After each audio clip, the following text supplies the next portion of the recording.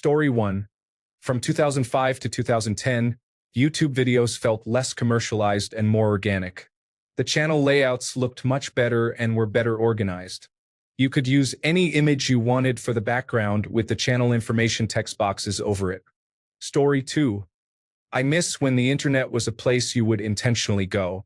You needed to sit in front of your personal computer, turn it on, and connect to the internet.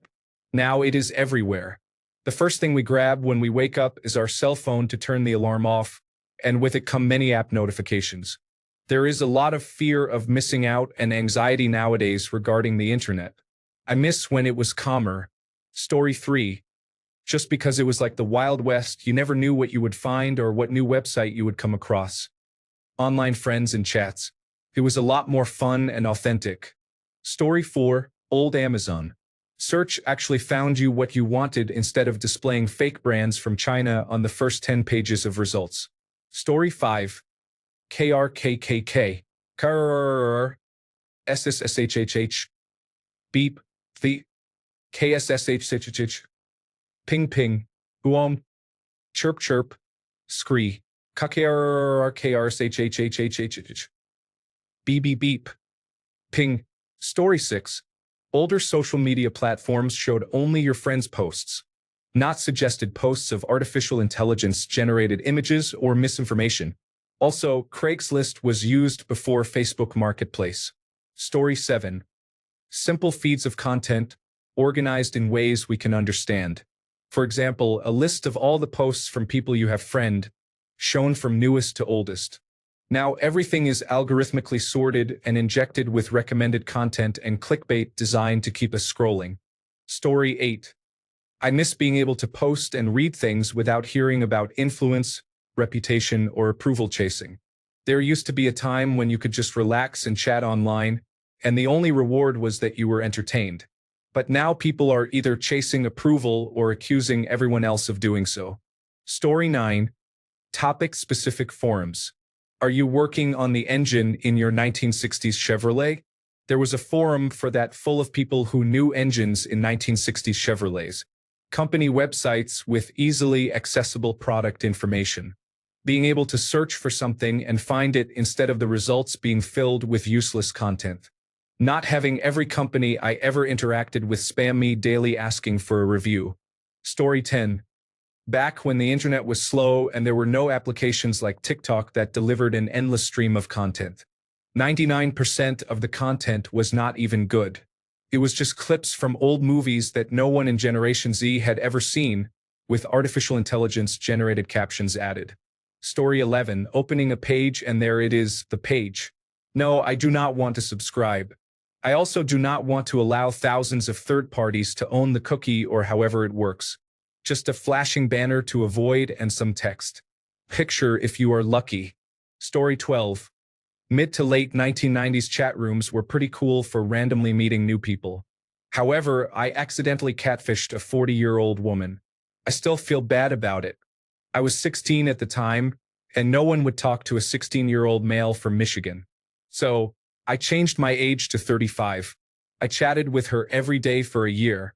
I told her I was a Kmart manager because I thought that was a good job. Eventually, she really wanted to meet in real life, but I kept avoiding it. She had a husband but no children. I finally had to tell her I was only 16 and still wanted to talk to her. But that was the end of it. She was heartbroken. Honestly, I kind of was too because I really did like her, and more so, the attention of someone being there. Story 13. Information required effort to publish and to consume. We did not have Facebook in our pockets 24/7 foisting upon us thousands of bits of content algorithmically curated just for us. Want to learn about rocks? You have to seek out a rock forum or a geology department at a university and read information that another person put effort into publishing. Story 14. The fact that it was not in my pocket all the time. I cannot get a separate smartphone with just the applications I need for basic functions, but no internet browser. We are kind of trapped on here. It was much healthier when the internet was a place you went to and a place you could leave. Story 15. You used to be able to just search a technology question and most, if not all, the responses were relevant instead of having to wade through outdated information from 2003. Story 16. It was the Wild West. Websites existed that would never happen now. Rotten.com, anyone? Story 17. Small internet message boards where you knew the username and personality of nearly every frequent poster, and over time developed relationships with them despite never meeting. Story 18. Everything. For me, the old internet is 1994 to 2004.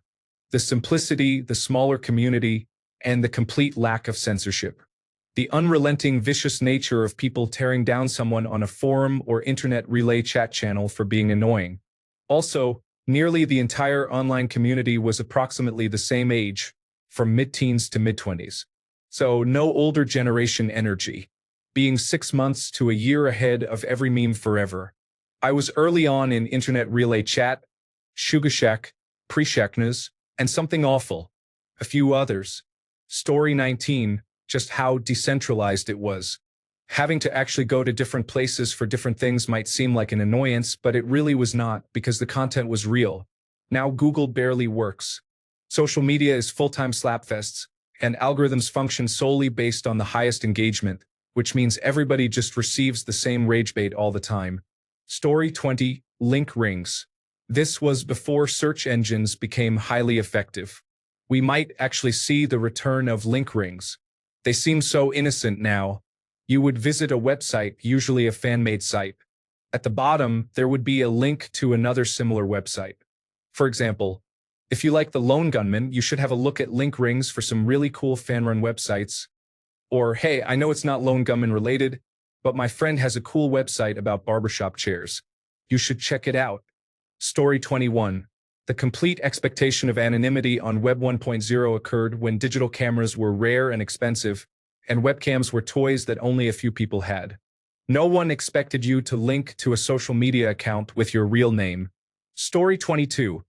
Not having to join another Discord server to find information or read discussions about almost anything anymore.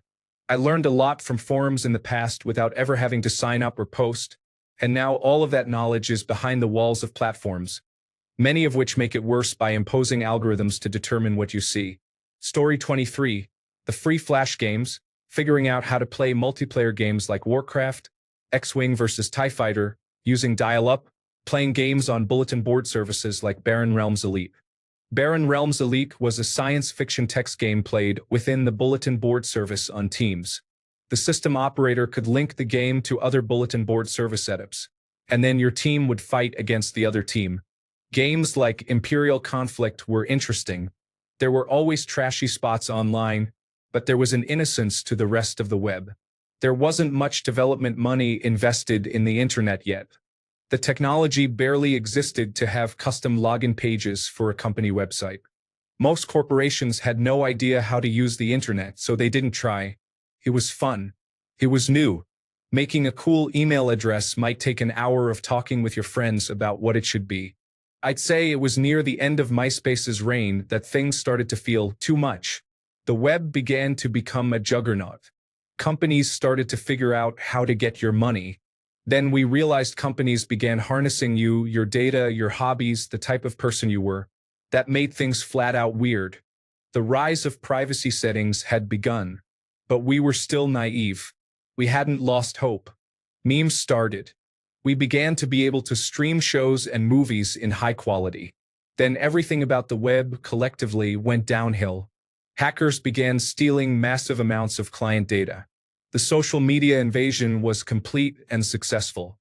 Strange posts were made that claimed absolute falsehoods, but people believed them. The Brexit vote happened.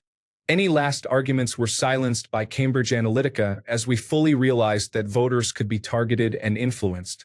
Nation-states were revealed to be attempting massive negative information campaigns and running election interference on a global scale. Now we can't even have friendly debates with each other without doing internet searches on our phones to prove someone wrong, only for the other person to say the website is fake news. The internet has made us all into idiot geniuses.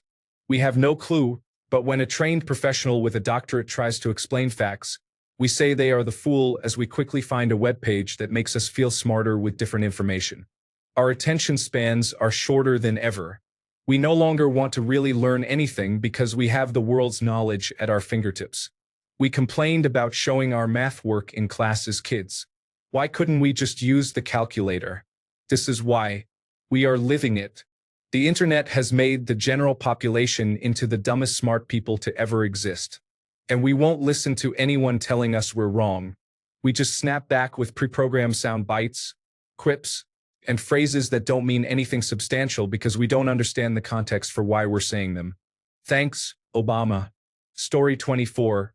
In the late 1980s, I was able to email and receive responses from people in high places. One director from the National Aeronautics and Space Administration would send me the internal Space Shuttle manifest booklets as each mission was approved. I exchanged emails with book authors and even Mitch Kapper, the co-founder of Lotus Corporation and the Electronic Frontier Foundation. Casual internet relay chat conversations with people all over without them turning into chaotic situations. Genuinely helpful people on Usenet discussion groups. Search engines returned answers instead of advertisements. Story 25. MySpace, also when Etsy featured handmade products and not AI-generated photos with products similar to Temu and Wish. Story 26. I miss the meaningful social connection you used to feel in web forums. I get a little of that from Discord servers these days, but they seem to require constant active attention. Story 27. I literally just miss the internet without machine learning. If we banned it, we would be so much better off. Story 28. No greedy corporations placing advertisements everywhere to the point where sites become unreadable. You did not have to censor everything to be advertisement-friendly when independent sites could still thrive. Story 29. I also miss the Wild West days of YouTube when you could find literally anything ever put to film. Now everything is scattered across more than 15 different streaming platforms. Story 30. Bolt.com music forums. We used to have a worldwide mix CD exchange, print our own album covers for the jewel cases, and send them to each other in the mail along with candy, trinkets, or whatever. That is how I got my first Kinder Bueno. Story 31. Something new and cool every day. We used to surf the internet just randomly following links to see where we would get, and we often reached interesting and noteworthy places. I forget when that stopped, but it did, and it was quite a while ago, maybe the early 2000s. Back then, everyone had a little web space and many people hand-coded their own websites. There were millions upon millions of individual websites and web pages. I remember the day Comcast decided to remove all their customers' web spaces. What percentage of the internet disappeared that day? Other internet service providers did the same. It is now very rare for anyone to have a place to post web pages independent of some provider other than their service provider. We went from millions upon millions of individual websites and web pages to maybe 50 to 100 walled garden companies. We all know their names: Facebook, YouTube, Instagram, TikTok, WordPress, Reddit, and others. I actually started running out of names just now, although there are obviously more, but there simply are not that many different places to go on the internet any longer. There is nowhere to surf. All the digital beaches closed long ago, and now there are just a few entertainment piers left. Story 32. When people actually wrote in sentences and paragraphs with mostly correct spelling and without one-line insults. Story 33. Usenet. Yes, it still exists, but not like it was in the 1980s and 1990s. It was the Wild West, but there was also a lot of help and information. There were trolls and eventually bots, but nothing like what exists today. Story 34. Connecting to the internet, finding I had one email written by an actual person just to me, and being terribly excited to read it. Story 35. The unregulated Wild West feel. Discovery and behavior were mostly governed by a code of honor. You had to be a technology expert or nerd to participate. Now it is fast, accessible, paywalled, and regulated. Story 36. The sound of the 28.8 kilobits per second modem connecting was almost like receiving a phone call from outer space. It sounded futuristic. Story 37.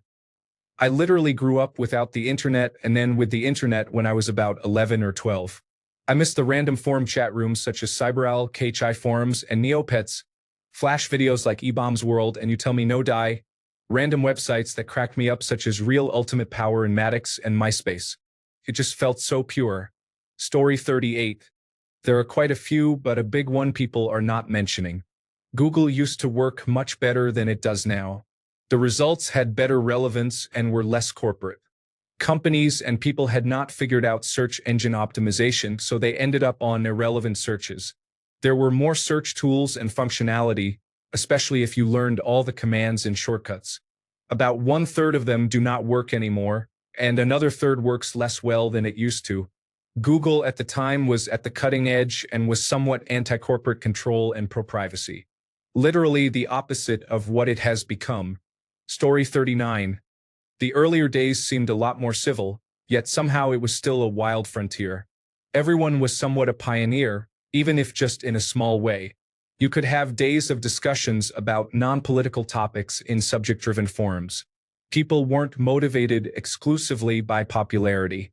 You didn't share space with hordes of random people who weren't interested in the topic you were discussing. Those same people still felt the need to provide input on topics they were uninformed about, but their passion for proving their superiority was greater than their desire to actually learn. It wasn't a perfect utopia, but it was far more academic. I'm a bit of an elitist, I suppose. Story 40, chat rooms. They are likely still around, but when they were new to me in my late teens, it was another world. Story 41. I miss poorly designed websites that are difficult to read and randomly play some bad 2000s pop song. You have to frantically search to find which annoying tab it is coming from. The good old days. Story 42. Actually surfing the web. Back then, you only found content if you were aware of it or if it had a link on an already posted website. You literally went from link to link. Google did not exist. Yahoo had not been formed. America Online was the reigning king of web browsers. Life was better then. I really believe the internet is the first human-built artificial intelligence. It has been observing us for decades, almost a century. As soon as the first chip was produced, we made a small thinking machine. Chat Generative Pre-trained Transformer is just its convenient name now. Attention Deficit Hyperactivity Disorder. Story 43, old YouTube, Tumblr, MySpace, and even the brief period when Facebook was popular. I think regarding Facebook, it was mostly the way people used it that was different. Story 44. LiveJournal as a vibrant community. Craigslist as a reliable way to find and sell items. DeviantArt. Story 45.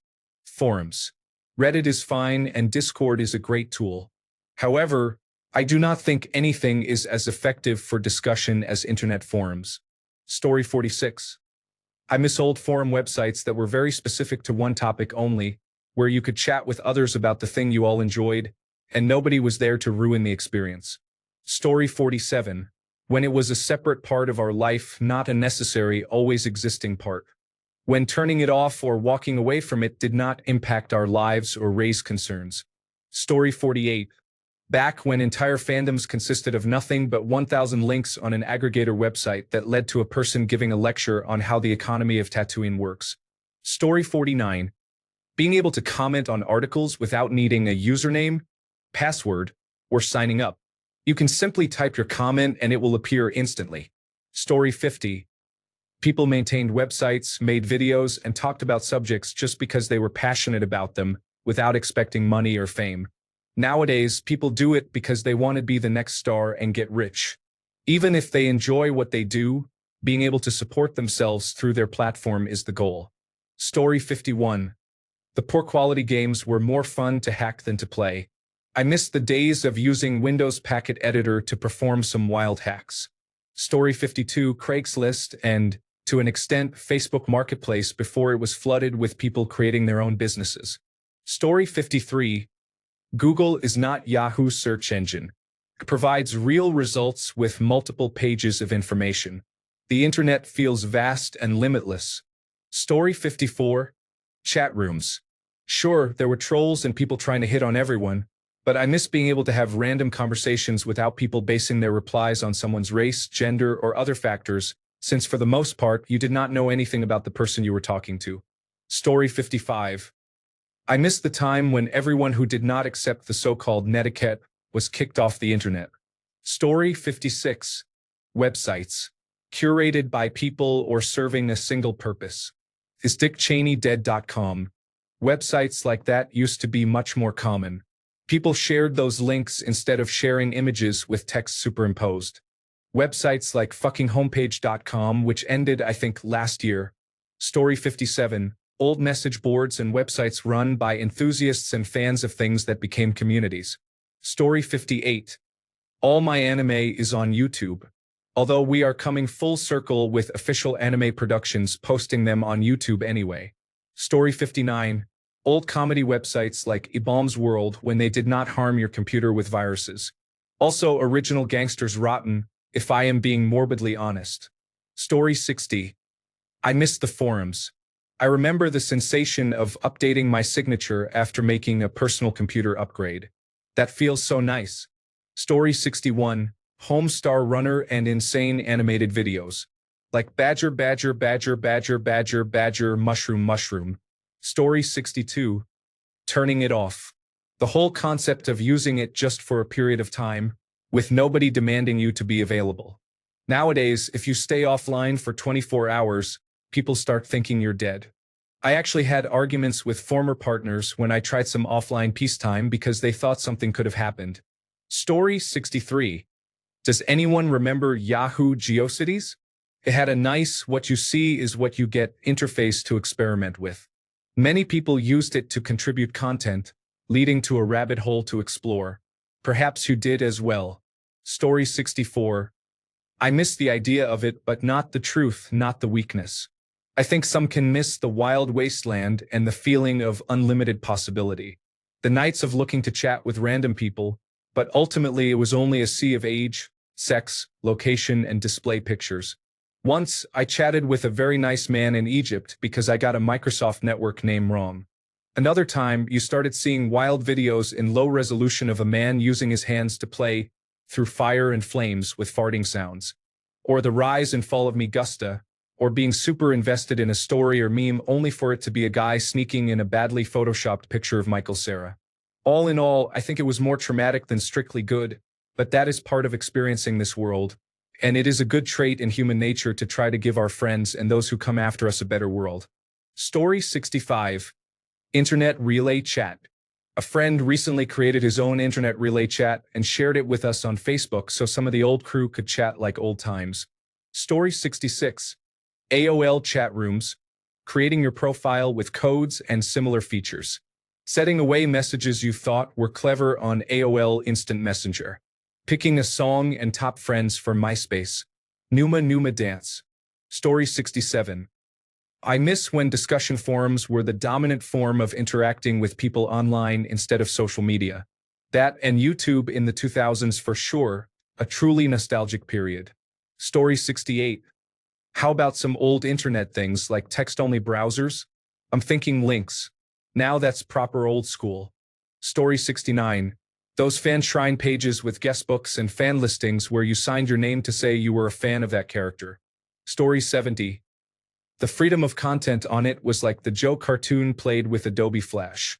Websites loaded faster and did not dump a ton of trackers and cookies. Story 71. MySpace, and even before that, instant messaging and chat rooms, as well as the Disney Channel games from approximately 2000 to 2002. Story 72. Hey Jose. I'm connecting to the internet. What's in the fridge? My son, purple stuff, orange juice. Story 73. Microsoft Instant Messenger. Microsoft Instant Messenger and Yahoo Games. I miss the excitement of seeing that my friends were online, or the thrill when the door opening sound played as my boyfriend logged in. Story 74. Websites. Everything these days is either an application or part of one of the major systems. In the past, there were millions of niche communities on every topic, each with their own unique websites and forums.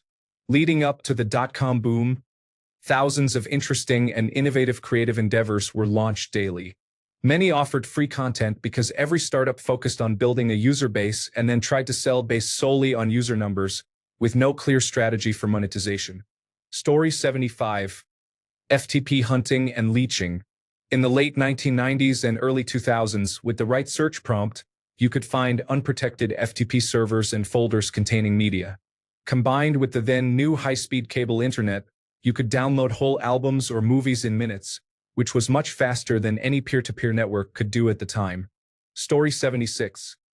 I miss America Online version 3.0 sound library because it was the most absurd and entertaining collection. It included numerous joke audio files, such as many versions of Donald Duck having an exaggerated reaction, as well as random media clips mixed with stock sounds of gunfire and explosions. Then it disappeared with America Online version 4. My favorite aspect was the assumption that America Online believed people would use it for something beneficial, but it was filled with nonsense. Story 77. Forums for different media, hobbies, and similar interests. Individual websites for independent artists, content creators, and mod developers. Nowadays, everyone posts on the same social media sites and services. However, in the past, you had to randomly discover an artist's site. To follow their work, you needed to check back every few days to see if they had added new pages to their site. Thanks a bunch for sticking around till the end of the video. Remember to subscribe, and until next time, stay awesome and goodbye.